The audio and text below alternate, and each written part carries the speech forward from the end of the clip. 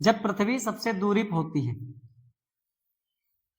और जब पृथ्वी सबसे नजदीक होती है और जब पृथ्वी औसत दूरी पर होती है। तो पृथ्वी की दूरियां 3 है। सूर्य से पृथ्वी की कितनी दूरियां दोस्तों? तो 3 दूरियां हैं। ठीक है। जब पृथ्वी सूरज से सबसे अधिकतम दूरी पर होती है, ठीक है, जब पृथ्वी सूर्य से अधिकतम दूरी पर होती है तो इसकी दूरी कितनी होती है? तो 15.21 करोड़ किलोमीटर। ठीक है, कितना? 15.21 करोड़ किलोमीटर। उसके बाद जो इसकी एवरेज दूरी होती है 14.98 करोड़ किलोमीटर, जिसे खगोलीय दूरी कहते हैं। ठीक है, जो हम लोग दूरी पढ़ते हैं वो यही एवरेज दूरी पढ़ते हैं, इसे खगोलीय दूरी भी कहते हैं। ठीक है,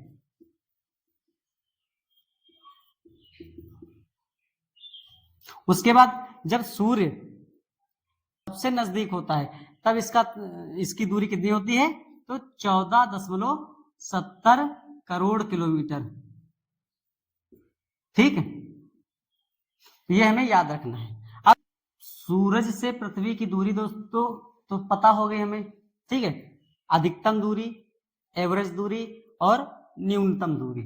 अब सूर्य से प्रकाश जो है पृथ्वी तक कितनी देर में पहुंचता है ये भी हम लोग पढ़ लेते हैं। तो 8 मिनट 16 सेकंड में सूर्य का प्रकाश पृथ्वी तक पहुंचता है।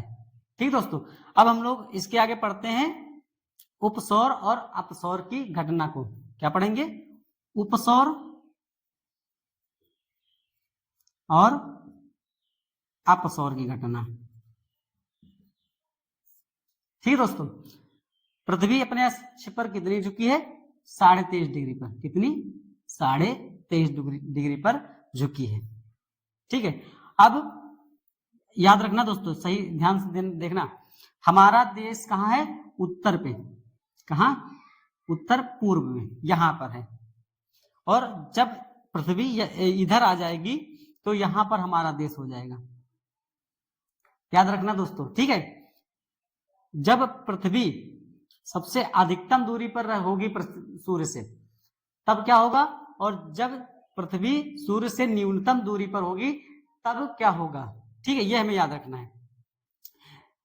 जब सूर्य से पृथ्वी अधिकतम दूरी होगी तो ये हमें याद रखना, तब होता है अपसौर की घटना। क्या होता है? अपसौर की घटना। अपसौर की घटना। और यह कब होता है? तो 4 जुलाई को होता है। कब होता है? 4 जुलाई को। ठीक है दोस्तों, उस दिन सबसे ज्यादा गर्मी होती है। और यह जो पृथ्वी सूर्य से सबसे नजदीक दूरी पर होती है तब क्या होता है? तो होता है उपसौर की घटना। क्या होता है? उपसौर की घटना। और यह कब होता है? 3 जनवरी को। कब होता है? 3 जनवरी को। अब दोस्तों आप लोगों के मन में क्वेश्चन आ रहा होगा कि पृथ्वी जब सूर्य से दूरी पर ज्यादा होती है तो ठंडी होनी चाहिए, और जब नजदीक होती है तो गर्मी होनी चाहिए ज्यादा। मगर ऐसा नहीं दोस्तों। ये जब देखो सूर्य यहाँ देखो सामने एकदम कहां पर है? एकदम हमारे देश के सीध में है। जब एकदम सीध में सूर्य की किरणें पड़ती हैं तो गर्मी बहुत होती है। जुलाई के महीने में देखो कितनी गर्मी होती है। ठीक है, पृथ्वी जो है वो ऐसे ऐसे नाचती है, मतलब कि ऐसे ऐसे नाचती है। ठीक है, ऐसे ऐसे नाचती है तो वो सूर्य का जो प्रकाश है वो सामने ही पड़ेगा। ठीक है, अब एकदम सीधे में पड़ रहा है, इसलिए जुलाई के महीने में यहाँ पर गर्मी ज्यादा होती है। अब आ जाइए वापिस यहाँ पर नजदीक दूरी पर। अब देखो प्रकाश हमें इधर देखो इस भाग में ज्यादा पड़ रहा होगा। ठीक है, इस भाग में ज्यादा पड़ता है, उस कारण पृथ्वी पर सीधे एकदम किरणें नहीं पहुंच पाती है। ठीक है, सीधे किरणें न पहुंच पाने के कारण ठंडियों के दिनों में देखो परछाई लंबी बहुत बनती है। जैसे मान लो कोई खड़ा है तो उसकी परछाई बहुत लंबी बनती है, यहां तक बनती है। और गर्मियों में देखना दोपहर में आपकी परछाई बहुत छोटी सी बनती है, ज्यादा दूर तक नहीं, क्योंकि सूरज एकदम आपके सामने ही होता है।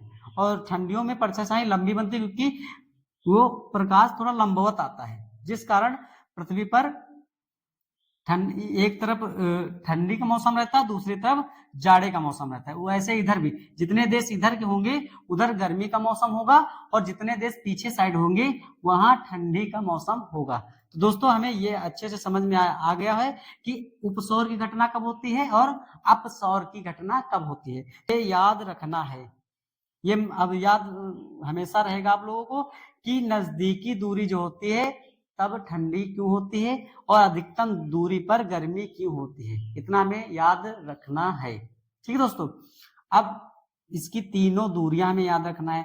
अधिकतम दूरी, एवरेज दूरी को खगोलीय दूरी भी कहते हैं। ठीक है दोस्तों, और जो इसकी न्यूनतम दूरी है इसको भी हमें याद रखना है। आशा करता हूं आप लोगों को अच्छे से ये समझ में आया होगा सूर्य के बारे में। ठीक है दोस्तों, अब पढ़ते हैं।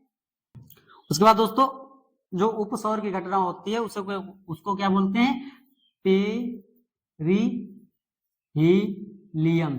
ठीक है, और जो अपसौर की घटना होती है उसे बोलते हैं एपीहीलियम। क्या बोलते हैं? एपीहीलियम। ठीक दोस्तों, तो हमें याद रखना है उपसौर की घटना को पेरिहीलियम और अपसौर की घटना को एपीहीलियम कहते हैं।